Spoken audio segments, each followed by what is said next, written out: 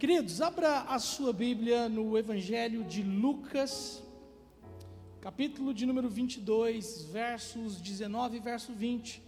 Hoje é noite de ceia do Senhor e eu quero ministrar uma palavra ao seu coração. O tema da mensagem nessa noite é aliança. Afinal de contas, é isso que estamos celebrando nessa noite. Aliança, um pacto de santidade. Evangelho de Lucas, capítulo de número 22, verso de número 19 e 20, diz a palavra do Senhor: tomando o pão, deu graças, partiu e deu aos seus discípulos, dizendo: isto é o meu corpo dado em favor de vocês, façam isso em memória de mim. Da mesma forma, depois da ceia, tomou o cálice, dizendo: esse cálice é a nova aliança no meu sangue, derramado em favor de vocês. Feche seus olhos, curve sua cabeça.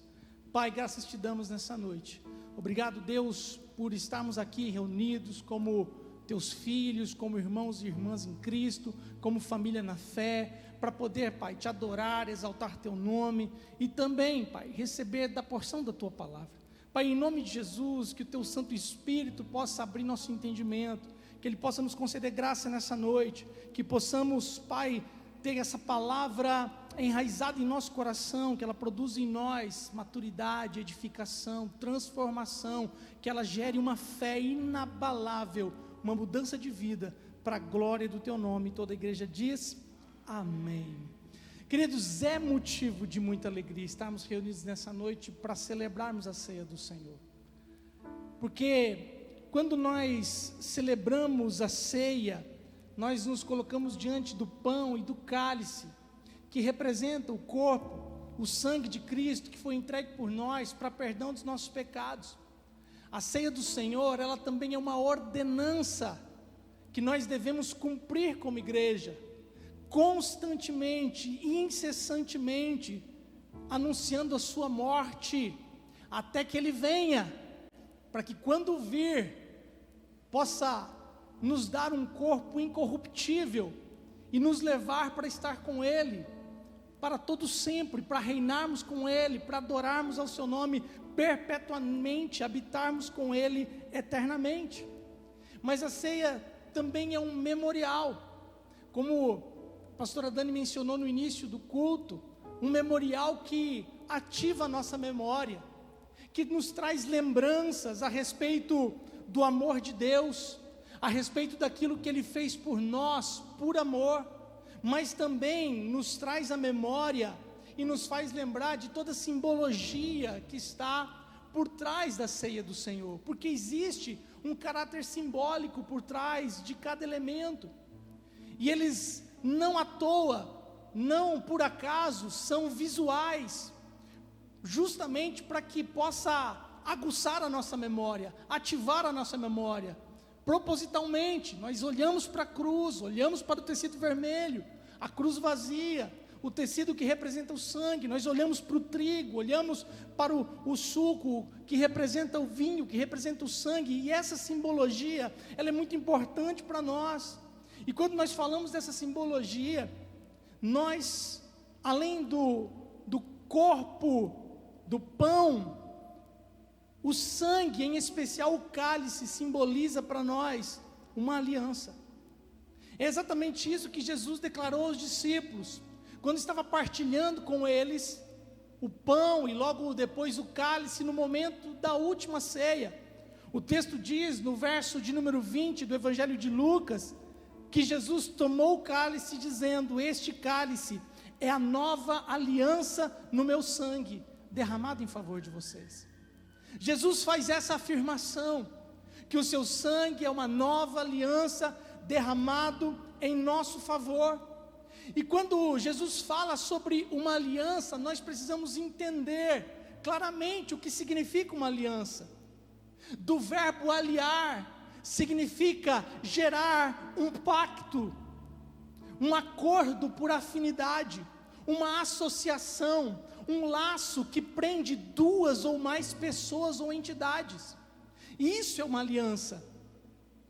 É um pacto que une duas pessoas ou duas entidades. é um laço muito forte entre duas pessoas, que faz com que elas possam andar juntas. E quando nós olhamos para a Bíblia, nós vemos Deus intencionalmente buscando estabelecer uma aliança com a humanidade, uma vez que, em razão do pecado cometido por Adão, transferido para todos nós, repercutido na humanidade, o pecado fez separação entre nós e Deus. Então Deus, em graça, em todo o tempo, Ele se move para estabelecer uma aliança com a humanidade. E por que Deus sempre tem essa iniciativa? Porque a palavra de Deus nos diz que Deus não muda, que nele não há nem sombra de variação. Deus estabeleceu um propósito, ter uma aliança com o homem. O homem falhou, pecou, se separou de Deus espiritualmente. Então Deus, trabalhando em todas as coisas para o nosso bem e para o cumprimento do seu propósito ao longo da história, Ele se revela a homens e os convida para estabelecer uma aliança, sempre demonstrando a sua vontade em relação à sua criação. Nós vemos Deus tendo essa iniciativa, Deus se movimentando na direção do homem. E essas alianças, queridos, que nós vemos nas Escrituras, elas representam cada um dos pactos que Deus fez com os homens. Nós vemos 4 alianças, e eu quero rememorar com você, de uma maneira muito breve, cada uma delas. E a primeira aliança que Deus fez com o homem foi a aliança que Deus fez com Noé, através do arco da aliança. A Bíblia diz que por causa da corrupção da humanidade, por causa da dureza do seu coração, por causa da sua natureza pecaminosa, Deus decide aplicar a sua justiça. Deus decide enviar o dilúvio, recomeçar, e Ele escolhe um homem, uma família, para dar recomeço ao seu plano, ao seu propósito original. E Ele escolhe Noé, Ele escolhe a sua família. A Bíblia diz que Deus decide trazer águas sobre a terra, o dilúvio para destruir toda criatura. Mas a palavra diz, no verso de número 18 de Gênesis 6, com você estabelecerei uma aliança, Ele diz a Noé, e você entrará na arca com seus filhos, sua mulher e as mulheres de seus filhos. Deus procura Noé, estabelece uma aliança com ele, e depois do dilúvio, Deus reforça a sua palavra. Gênesis capítulo 9, verso 8 e 9, a palavra de Deus diz: então Deus disse a Noé e a seus filhos que estavam com ele: vou estabelecer a minha aliança com você e com seus futuros descendentes. Versos 12 e 13 dizem: e Deus prosseguiu: esse é o sinal da aliança que estou fazendo entre mim e vocês, e com todos os seres vivos que estão com vocês, para todas as gerações futuras. O meu arco que coloquei nas nuvens será o sinal da minha aliança com a terra. Deus se move em favor da humanidade. Através de Noé estabelece uma aliança com toda a humanidade. E Ele então estabelece o sinal visível da aliança, que é o que chamamos de arco-íris. O arco da aliança. Todas as vezes que chuva e sol ocupam o mesmo ambiente, nós podemos olhar no horizonte e nós vamos ver o arco da aliança. E Deus, com isso, quer trazer a nossa memória a aliança que Ele estabeleceu conosco. Mas a palavra de Deus fala também a respeito de uma segunda aliança, a aliança entre Deus e Abraão, que é a aliança da circuncisão. A Bíblia nos fala que Deus chama Abraão para sair da sua terra, para sair da casa da sua parentela, um ambiente de idolatria, um ambiente de pecado. Deus chama Abraão, ele sai da sua terra, sai da sua parentela, se direciona a uma terra que Deus havia de mostrar a ele. Então Abraão obedece ao seu chamado, ele recebe muitas promessas da parte de Deus. E então nós lemos no capítulo de número 17 de Gênesis, o estabelecimento da aliança entre Deus e Abraão, que chamava Abrão e passa a se chamar Abraão. Gênesis 17, verso 1 a 7 diz: quando Abraão estava com 99 anos de idade, o Senhor lhe apareceu e disse: eu sou o Deus Todo-Poderoso, ande segundo a minha vontade e seja íntegro, guarde isso. Estabelecerei a minha aliança entre mim e você, e multiplicarei muitíssimo a sua descendência. Abraão prostrou-se rosto em terra, e Deus lhe disse: de minha parte, esta é a minha aliança com você. Você será o pai de muitas nações. Não será mais chamado Abraão, seu nome será Abraão, porque eu o constituí pai de muitas nações. Eu o tornarei extremamente prolífero, e de você farei nações, e de você procederão reis. Estabelecerei a minha aliança como aliança eterna entre mim e você e seus futuros descendentes, para ser o seu Deus e o Deus dos seus descendentes. Glória a Deus por essa palavra. Mas Deus também faz uma advertência a Abraão. Nos versos de número 9 e verso de número 10, Deus diz: da sua parte, disse Deus a Abraão, guarde a minha aliança, tanto você como seus futuros descendentes. Esta é a minha aliança com você e com seus futuros descendentes. A aliança terá que ser guardada. Todos do sexo masculino entre vocês serão circuncidados na carne. Deus, ele instrui Abraão a respeito da importância de guardar a aliança. E então Deus estabelece o sinal visível da aliança, que era a circuncisão, para que o homem se lembrasse constantemente dessa aliança. Mas ela não para por aí. Deus estabelece uma terceira aliança com o homem, a aliança entre Deus e Moisés, através das tábuas da aliança. Nós vemos que após terem vivido por 400 anos na escravidão do Egito, como consequência do pecado, da dureza do coração, da idolatria, Deus decide libertar o povo, e os encaminha através do deserto para um tempo de purificação, de adoração, e para o estabelecimento de mais uma aliança, agora através de Moisés. Ao chegarem no Sinai, a Bíblia diz que Moisés subiu o monte para encontrar-se com Deus, e Deus diz a Moisés, Êxodo capítulo 19, verso 5 e verso 6, agora, se me obedecerem fielmente, guardarem a minha aliança, vocês serão o meu tesouro pessoal dentre todas as nações. Embora toda a terra seja minha, vocês serão para mim um reino de sacerdotes, uma nação santa. Guarde isso. Essas são as palavras que você dirá aos israelitas. A Bíblia nos conta que na sequência, Deus declara a Moisés os 10 mandamentos que ficaram registrados em tábuas de pedra. E Moisés repete constantemente os mandamentos de Deus a todo o povo, chamando o povo a permanecer fiel a esta aliança, porque permanecendo fiel à aliança, Deus permanece fiel à sua aliança.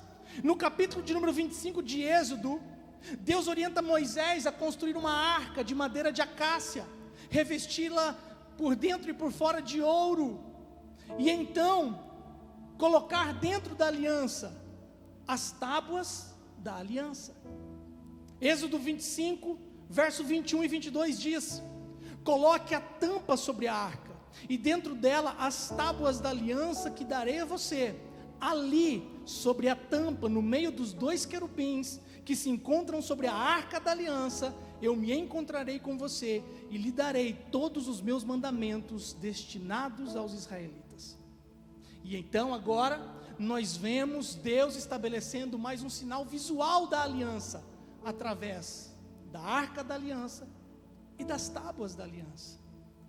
E aí nós chegamos na última aliança que Deus fez com a humanidade, a aliança entre Cristo e nós, pelo sangue da aliança. Quantos podem dar um glória a Deus por isso?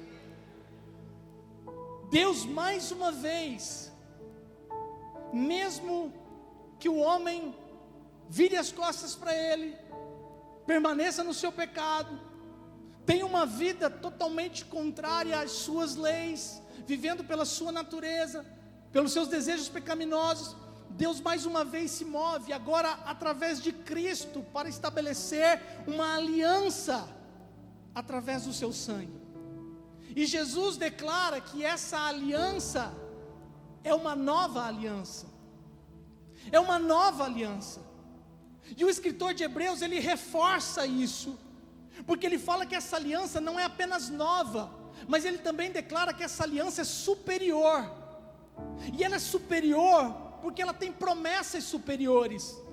Ela é superior porque agora nós não seremos mais circuncidados na carne, mas a circuncisão será no nosso coração. Ela é superior porque agora as tábuas da lei, a lei do Senhor, não estará mais escrita em pedra, mas estará na nossa mente e estará no nosso coração. Ela é superior porque enquanto as alianças que foram estabelecidas anteriormente, elas pereciam neste tempo, essa aliança, essa nova aliança, essa aliança superior, ela perpetua para a eternidade. Quantos podem dar glória a Deus por isso? Aleluia, aleluia. Entretanto, querido, quando nós falamos sobre aliança, nenhuma aliança se estabelece de forma unilateral. Nenhuma aliança se estabelece a partir apenas de uma pessoa. Toda aliança precisa ser estabelecida entre duas pessoas. É um comum acordo, é um pacto, é uma fidelidade, é um compromisso. Para que uma aliança tenha valor, ela deve ser um compromisso mútuo, onde as duas partes assumem responsabilidades. Porque quando falamos de aliança, falamos de responsabilidades, entendendo que neste pacto de aliança existem bônus e existem ônus. Numa aliança, querido, qualquer que seja, existe o bônus e existe o ônus. Permanecer em aliança com Deus através de Cristo significa que recebemos da parte dele como bônus perdão dos nossos pecados, salvação, regeneração, justificação. Recebemos dons, recebemos bênçãos, recebemos a vida eterna, recebemos uma herança incorruptível. Quantos podem dar glória a Deus? Deus cumpre com a sua parte da aliança.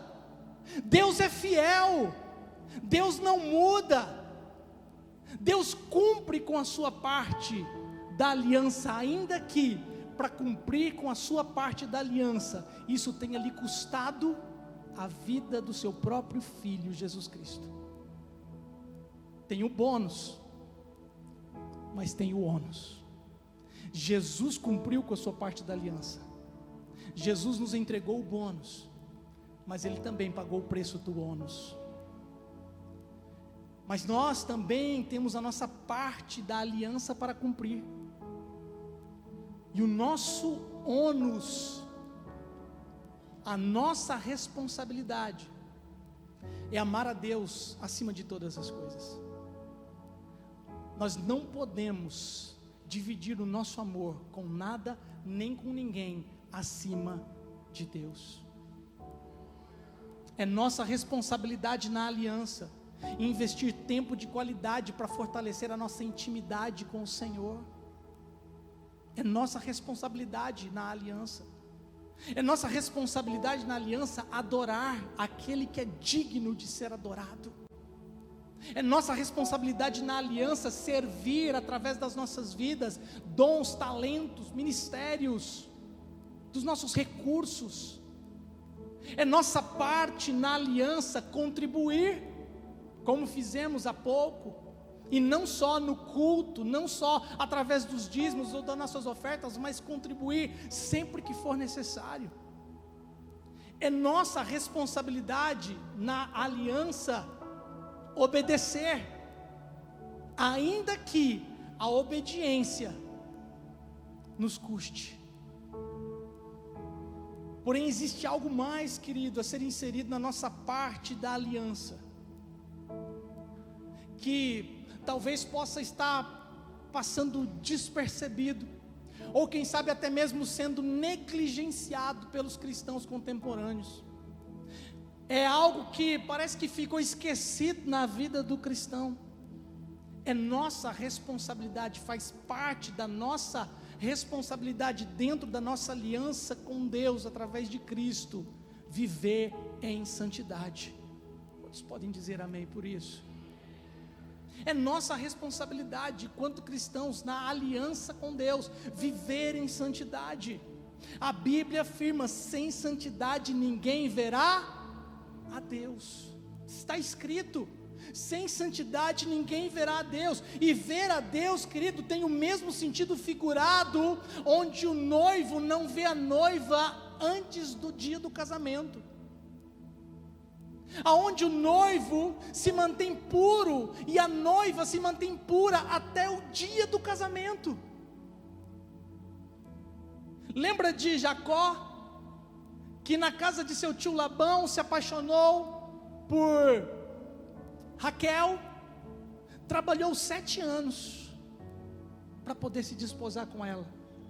Quando foi se desposar com ela, quando ele entrou na tenda, abriu o Kinder Ovo, aí ele achou a surpresa, era Lia, a filha mais velha, porque culturalmente a filha mais velha se dava em casamento antes da filha mais nova. Então ele só teve a surpresa, ele só viu a noiva no momento em que ele ia ter intimidade com ela. Ei, querido, preste atenção, nós somos a noiva de Cristo, nós estamos em preparação, nós estamos em purificação, nós estamos em santificação, nós estamos sendo adornados para o dia da boda do Cordeiro. Ele cumpriu o seu papel na aliança, nós temos que cumprir o nosso papel na aliança, em viver em santidade. Quando nós estamos falando em santidade na aliança, querido, nós estamos dizendo que na aliança com Cristo nós devemos permanecer em integridade moral. Integridade moral, porque a aliança não é apenas um pacto de caráter espiritual. Não é, Jesus morreu, verteu o seu sangue, perdoou os meus pecados, espiritualmente eu estou salvo, significa que agora o meu espírito, a minha alma vai ter um encontro com Cristo nos ares, e agora está tudo certo, e segue a vida, deixa a vida me levar, a vida leva eu. Não é assim. A aliança não é apenas um pacto de caráter espiritual, mas também é um pacto moral. O nosso Deus é espírito, mas um dos seus atributos é moralidade. Um dos atributos de Deus é moralidade. E veja bem, esse atributo de Deus não é um atributo exclusivo de Deus. Ele não é um atributo absoluto de Deus. Esse é um dos atributos que nós chamamos de atributos transferíveis. Ele foi colocado na minha vida e na sua vida, no ato da criação. Mas cabe a nós desenvolvê-lo. É nossa responsabilidade viver em santidade, tendo a moralidade como uma bússola que aponta o norte da nossa vida. Quando nós lemos o relato de Noé, com quem Deus estabelece a primeira aliança após o pecado, nós lemos na palavra de Deus que Noé era justo, íntegro entre o povo e andava com Deus.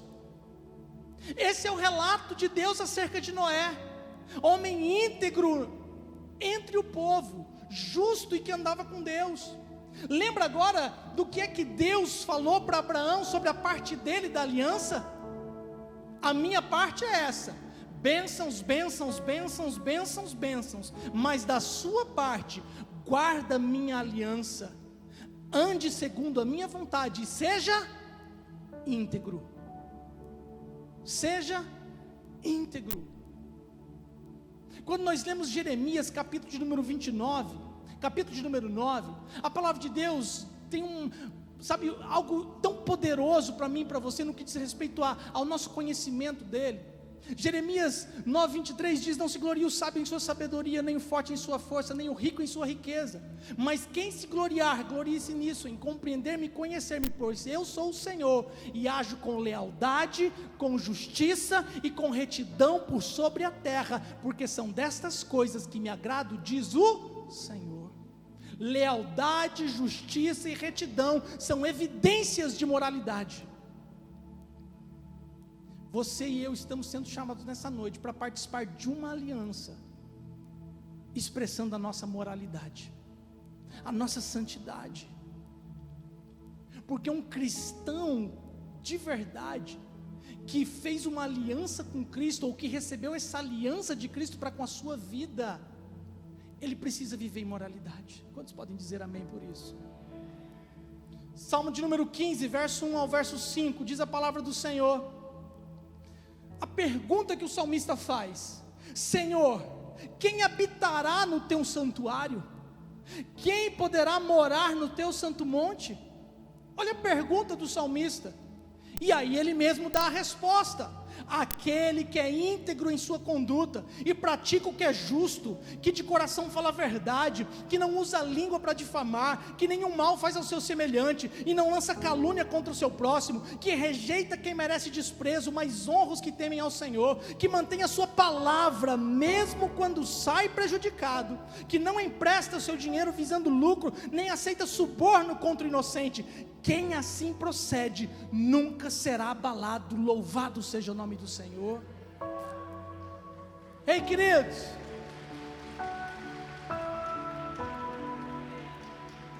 nós temos que elevar o padrão de consciência de salvação. Salvação é porta, salvação não é a linha de chegada, salvação é a transição de um ambiente para outro. Mas a Bíblia continua dizendo que a porta é estreita, e não é só a porta, tem um caminho até chegarmos à linha de chegada, e a Bíblia continua dizendo que esse caminho ele não mudou. A Odebrecht não entrou aqui para alargar esse caminho, se é que vocês me entendem. A palavra de Deus é muito clara, queridos, que se nós fizemos uma aliança com Cristo e recebemos essa aliança da parte de Cristo, através do seu sangue, é nosso dever nos manter em moralidade, em integridade moral. Efésios capítulo 5, verso 1 a 5, a palavra de Deus diz assim: portanto, eu gosto de Paulo porque ele tem uns jogos de palavra, e o portanto ele está concluindo uma linha de raciocínio, então é algo sério que vem depois. A gente não pode, passar por isso de forma, displicente. Portanto, ele diz, sejam imitadores de Deus. Pergunta, como nós podemos ser imitadores de Deus, se Deus é invisível? Se nós não o vemos, somos imitadores de Deus a partir de Cristo. Você pode dizer amém por isso?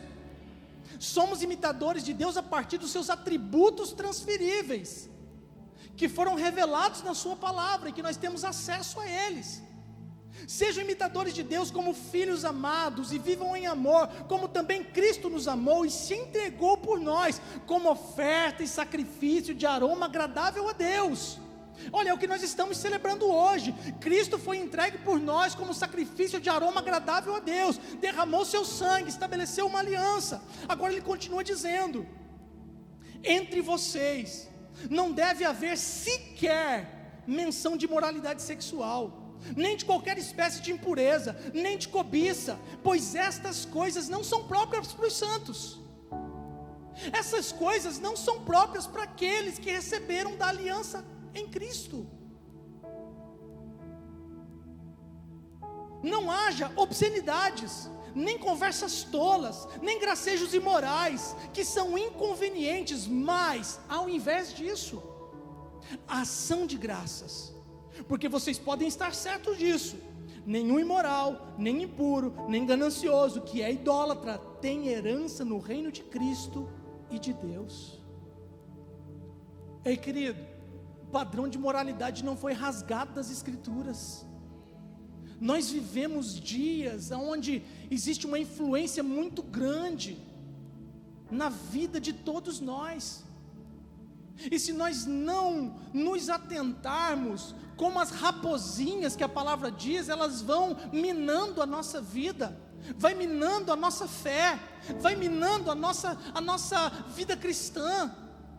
E um dos primeiros objetivos de fragilizar a nossa vida é fragilizar a nossa moralidade.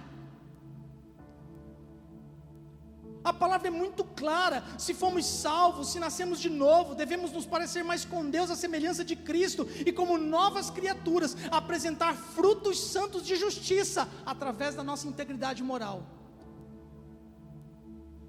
Se nós nascemos de novo e somos nova criatura, isso transparece através das nossas vidas, nos nossos frutos de justiça. Não é no nosso discurso, não é só na nossa forma de vestir, ou pelo fato de carregarmos uma Bíblia debaixo do braço, não. É na nossa conduta diária, em todos os ambientes, começando dentro de casa. A nossa moralidade começa dentro de casa, dentro do casamento, com a nossa esposa, com o nosso esposo, com os nossos filhos. A nossa moralidade se estende para o ambiente de trabalho, nos nossos relacionamentos, nas conversas que nós temos. Elas se transcendem para o nosso ambiente social, de lazer, para as escolas, para as universidades. Elas também transcendem para os nossos aplicativos de celular, para as nossas conversas de WhatsApp, para as postagens que fazemos e pelos conteúdos que consumimos. Nosso padrão de moralidade. A Bíblia não mudou, querido. Nós estamos vivendo numa época de fato contemporânea. Muita coisa da questão estrutural de igreja acompanhou a evolução tecnológica, de linguagem, de acessibilidade. Muito da igreja se adaptou no sentido do entendimento que nós temos de como melhorar a exposição da palavra de Deus, para que as pessoas tenham mais atenção e possam receber essa palavra de uma forma mais inteligível. Tudo isso é favorável. Entretanto, os padrões bíblicos de cristianismo não mudaram. A Bíblia continua atual, mais atual do que o jornal de amanhã.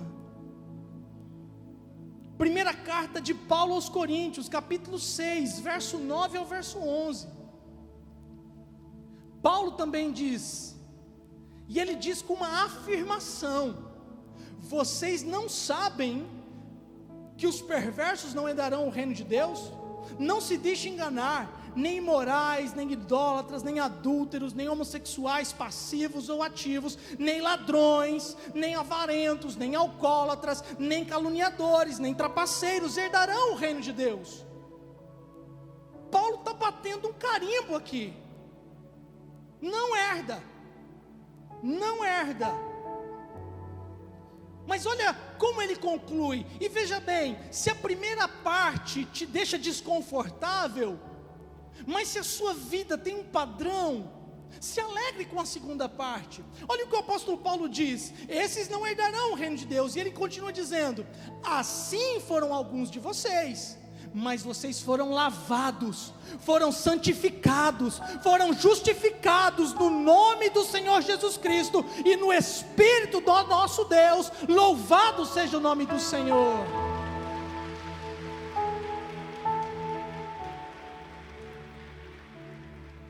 Eu sei que a primeira parte é dura.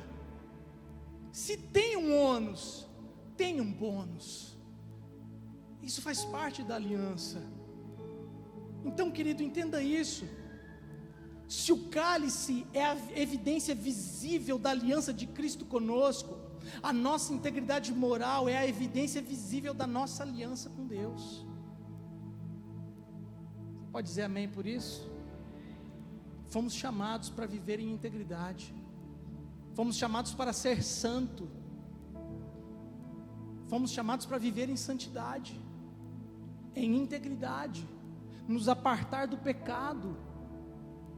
E eu não estou falando do pecado ocasional, do qual todos, absolutamente todos, estamos sujeitos.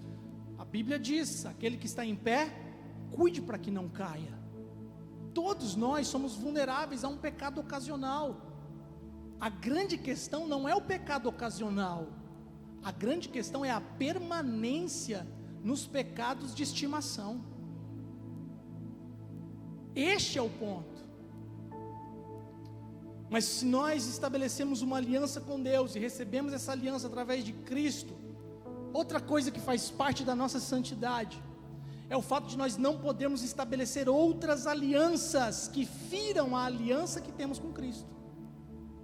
Não é só a conduta moral pessoal, não é só quem eu sou em quatro paredes, não é só como eu conduzo a minha vida nos bastidores, mas também como eu conduzo a minha vida coletivamente, e as alianças que eu faço com outras pessoas, e que não podem ferir a aliança que nós temos com Cristo, porque a Bíblia declara que nós devemos ser santos, porque Ele é santo.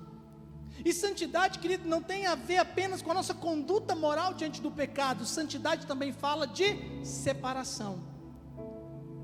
Santidade também fala de separação. Lembra do que Deus falou a Moisés sobre a aliança? Farei de vocês uma nação santa, uma nação separada. Separada do quê? Separada de outras nações corruptas, idólatras, separado de outros povos, de outras culturas, de outros ambientes. Porque desde o início, querido, Deus estabeleceu um princípio de separação. Gênesis capítulo 1, verso 4, no ato da criação, Deus separou a luz das trevas. E essa separação continua até os dias de hoje.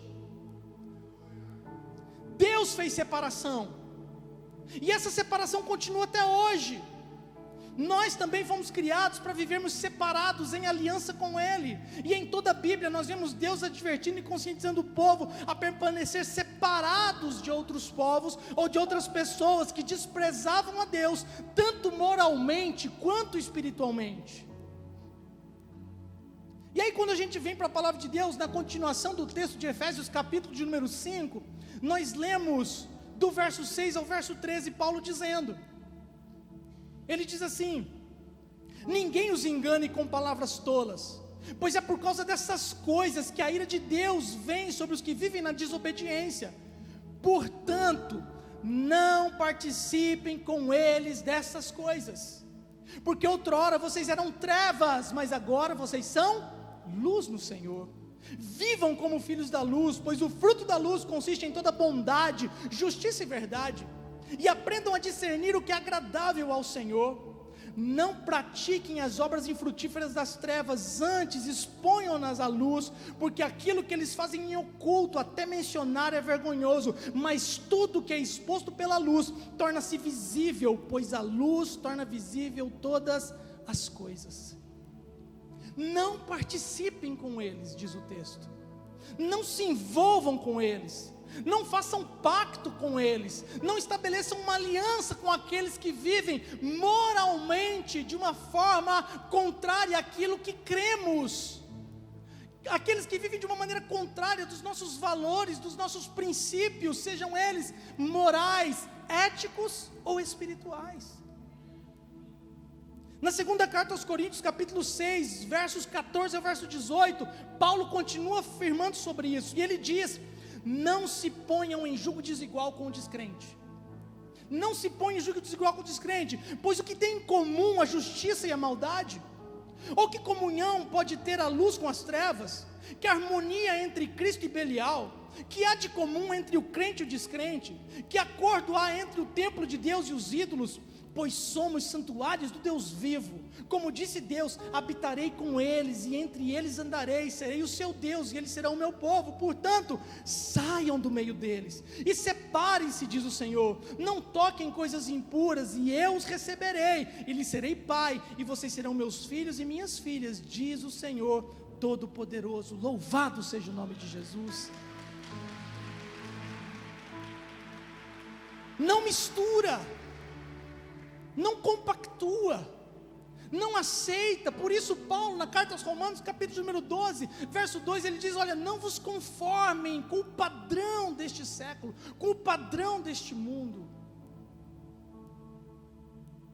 O problema é que muitos cristãos estão deixando de viver a plenitude de Deus para as suas vidas, porque eles estão baixando o padrão de moralidade estabelecido pela palavra. e eles estão se apegando aos pecados de estimação, mas também estão estabelecendo alianças com pessoas que não guardam os mesmos princípios morais, éticos e espirituais. E então a gente chega num ponto chave do entendimento da aliança: a nossa conformidade com o pecado e a aliança com pessoas corruptas afeta a nossa aliança com Deus. Olhe para a Bíblia e você vai ver que todos aqueles homens que outra hora viveram em integridade diante de Deus, quando eles se apegaram ao pecado de estimação, ou quando eles estabeleceram aliança com outras pessoas, outros reinos, outros governos corruptos, idólatras, isso afetou a aliança. E isso, querido, não se aplica somente a uma aliança de casamento, de sociedade profissional, empresarial. A Bíblia também fala sobre aliança política. A Bíblia também fala sobre isso. Essa semana toda nós passamos em oração por algo extremamente importante que vai acontecer no nosso país. E como cristãos nós não podemos ficar alheios a isso, ignorantes, achando que não, que a nossa vida tem que ser vivida num zen espiritual. Não. Até o dia que seremos arrebatados em glória, nós vivemos na terra com a cultura do reino dos céus, mas nós não deixamos de nos envolver com as questões da terra. Salmo de número 94, verso 20 e verso 21, escute esse verso: poderá um trono corrupto estar em aliança contigo?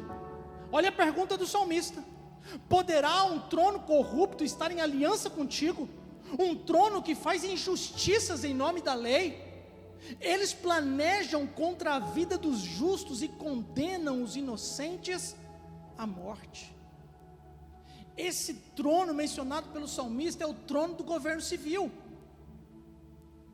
Mas quem estabelece o trono de um governo civil?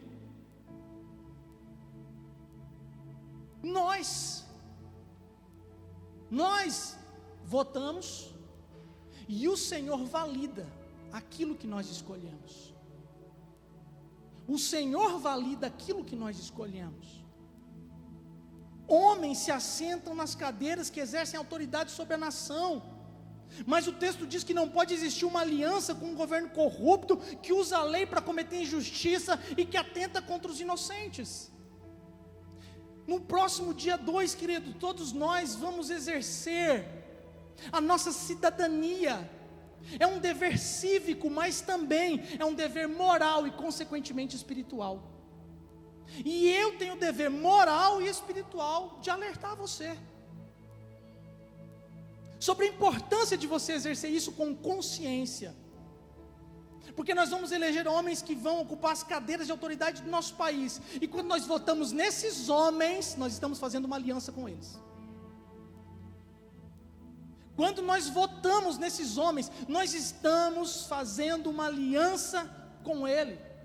Ei, querido, não se engane, quando a gente vai lá na urna eletrônica e nós digitamos os números, aparece uma pergunta na tela: confirma?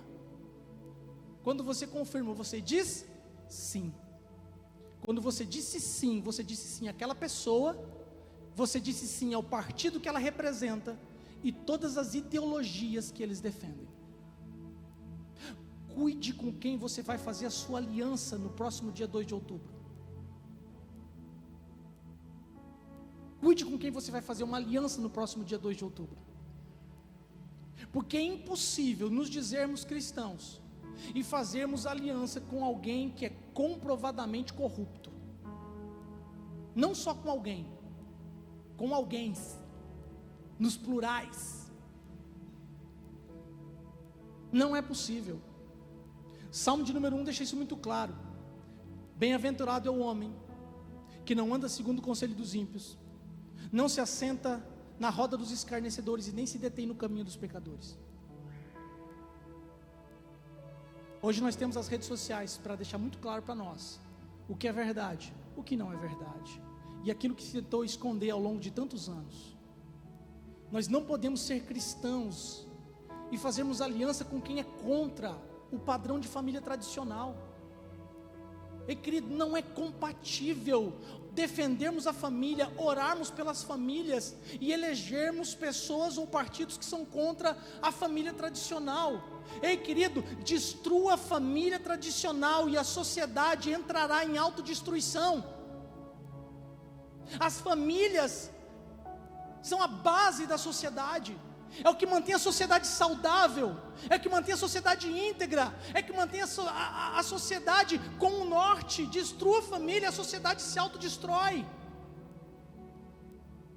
Não dá para nós sermos a favor de partidos, de pessoas que sejam a favor da descriminalização das drogas, da legalização das drogas. Sabe por quê, querido? Porque se é a favor disso, é ser a favor da criminalidade. Se quer a legalização das drogas ou a descriminalização das drogas apenas para poder esquentar o dinheiro do tráfico, que paga muita coisa aí fora. Ah, pastor, não tenho nada com isso. Tem sim. Todo mundo aqui, se não tem um familiar, tem pelo menos um amigo que se envolveu com drogas. Porta para o álcool, porta para a prostituição, porta para tudo aquilo que traz a desgraça para a sociedade. Não dá para sermos cristãos e dizer que somos a favor de pessoas que são defensoras da ideologia de gênero nas escolas. Querido, preste atenção, essa ideologia é para destruir as nossas crianças, para destruir as próximas gerações. Tem um teólogo alemão chamado Dietrich Bonhoeffer, e ele diz que o teste de moralidade de uma sociedade é o que ela faz com as suas crianças. O teste de moralidade de uma sociedade é o que ela faz com as suas crianças. Não é possível, como cristãos, ficarmos tomando tapa na cara todo dia e fazer de conta que não tem nada a ver. Pastor, não tem nada a ver, não tem nada a ver, não tem nada a ver. Ei, deixa eu falar um negócio para você. No dia em que muita gente morrer, vai chegar num lugar que vai estar escrito na porta assim: bem-vindo ao lugar do nada a ver, inferno. Não tem como, queridos, nos dizer cristãos e apoiarmos ou votarmos em pessoas, partidos e ideologias que defendem o aborto. E nós não estamos falando aqui das situações pontuais ou das exceções acerca de uma mulher que talvez tenha sido violentada e estuprada, uma criança que já está dentro do ventre com alguma deformação genética que não tem chance de vida, talvez nem a criança nem a mãe. Essas são questões pontuais, mas o que se defende é o aborto legal para qualquer mulher, em qualquer tempo de gestação. Preste atenção, querido, não é a defesa do aborto. A defesa do aborto é a ponta final da corda. Na verdade, o que está querendo se trabalhar é a bagunça na base, que é a imoralidade sexual. Aprovar o aborto é dizer que homens e mulheres podem ter uma vida sexual desregrada do jeito que quiser, meu corpo, minhas regras. Não é assim. Não é. O único que dá vida e que tira vida é o Senhor.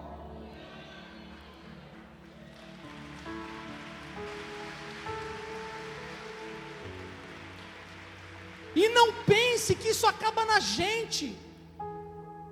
Nós temos as próximas gerações. Nós não podemos ser igual o rei Ezequias, que fez aliança com os visitantes da Babilônia, garantiu paz nos seus últimos 15 anos de vida, mas comprometeu as próximas gerações.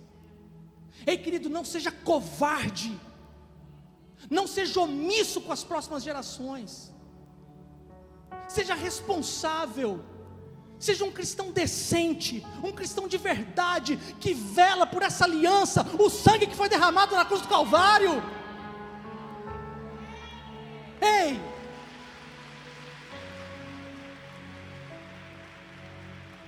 Como ser omissos diante de propostas de pessoas, de partidos, de governos, que são totalmente contra Deus, contra o Evangelho e consequentemente contra a igreja. Paulo fala aos Efésios: desperta tu que dormes, desperta tu que dormes, e Cristo resplandecerá sobre a sua vida. Desperta. As cadeiras vão ficar vazias por uma pequena fração de tempo. Quem nós vamos escolher para se assentar nelas? Dá uma olhada nos países que majoritariamente agora se tornaram de esquerda, você vai ver o estrago que a população sofre. Porque quando o ímpio governa, a nação geme. Dá uma olhada como é a vida das pessoas em Cuba, dá uma olhada como está a vida das pessoas na Venezuela, dá uma olhada em como está ficando a Argentina, queridos, que recentemente agora está passando por um caos econômico, social, tudo por quê? Não é porque a esquerda tomou o poder, é porque os crentes são omissos, é porque os cristãos se acovardam, negociam. Ei, querido, não negocia sua fé, não negocia sua integridade, não negocia os seus valores morais.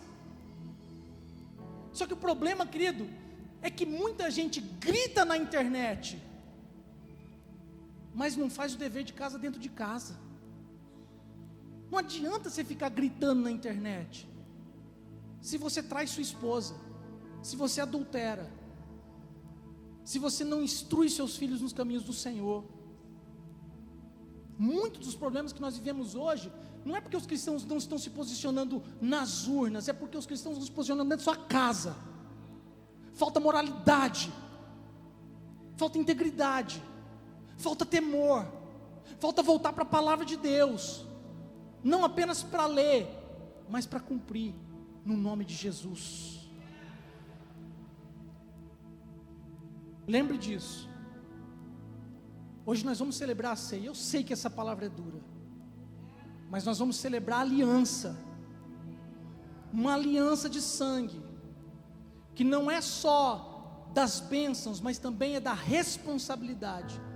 Uma aliança que fala sobre moralidade, que fala sobre santidade. Nós vamos celebrar a ceia. E o que o apóstolo Paulo diz na primeira carta aos Coríntios, capítulo de número 11, é: analise, pois, o homem a si mesmo. Olha para dentro de si, faz uma autoanálise. Como é que está a sua vida? Como é que eu posso cobrar valores externos de outros, se de repente a minha própria vida está uma bagunça de valores? Como que eu posso pensar em talvez ter um governo, e eu não estou chamando aqui, querido, de governo teocrático, governo é democrático, mas como eu espero ter um governo democrático, mas que é temente a Deus, mas se eu não sou temente a Deus na minha vida, na minha casa, tudo começa em casa, queridos. Então pense no seu padrão de moralidade, pense para as alianças que você já estabeleceu, e principalmente para as alianças que você tem intenção de estabelecer. Mas não se esqueça, Jesus morreu na cruz como Cordeiro de Deus para tirar todo o pecado do mundo.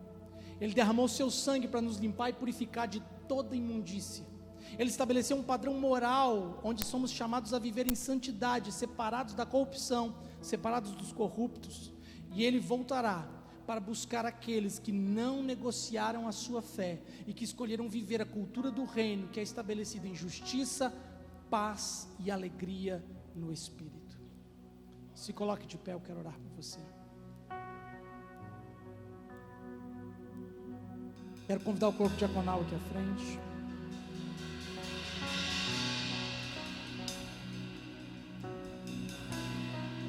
Pai, nós te louvamos nessa noite.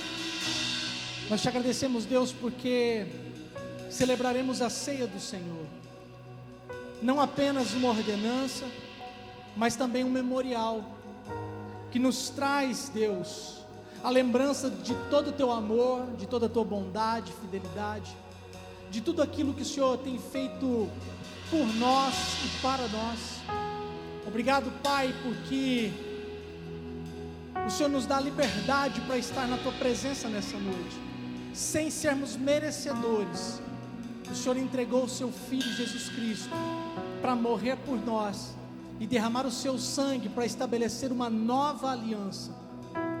Mas essa nova aliança, Pai, também nos chama a responsabilidade de andar na tua presença em santidade, em integridade, moralidade, e defender a nossa aliança com o Senhor, para que assim nós possamos ter uma vida pacífica e abençoada, e também, Pai, da tua parte garantir as bênçãos e o estabelecimento dessa aliança para as próximas gerações.